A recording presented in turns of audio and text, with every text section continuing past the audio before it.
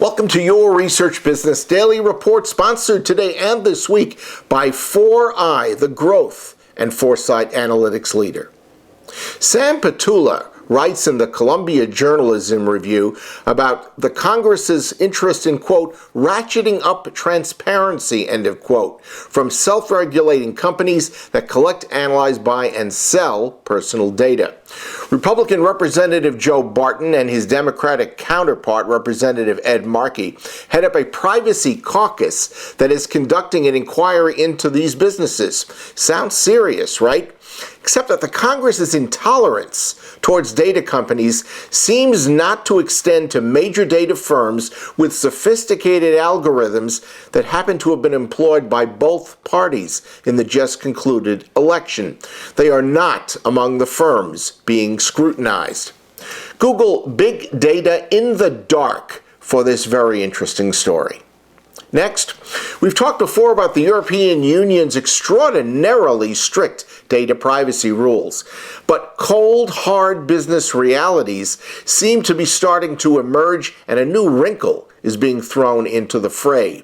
The Internet Advertising Bureau Europe says businesses should be allowed to process pseudonymous consumer data without having to gain explicit consent from each citizen. Pseudonymous data, for your information, bears a false or fictitious name. Quote, Europe's B2B sector primarily uses anonymous or pseudonymous consumer data, explained IAB Europe VP Kaiman Zorbis. Even Germany's strict privacy framework allows for such processing, he said. Zorbis continued, quote, if online advertising is to support high-quality content creators, we need a more balanced approach that includes allowance of the use of pseudonymous data, end of quote.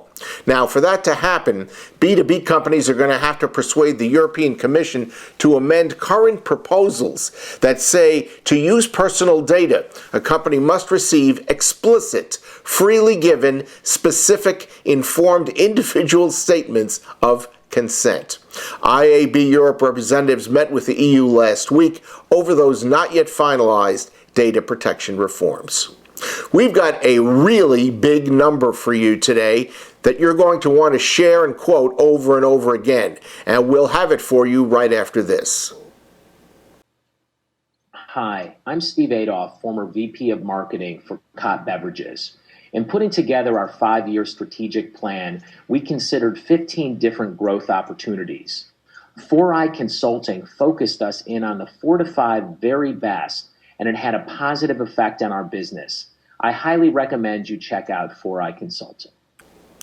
Nielsen's 2012 social media report says America spent 121 billion minutes on social networking sites between July 2011 and July 2012. That's up from 88 billion minutes the year before.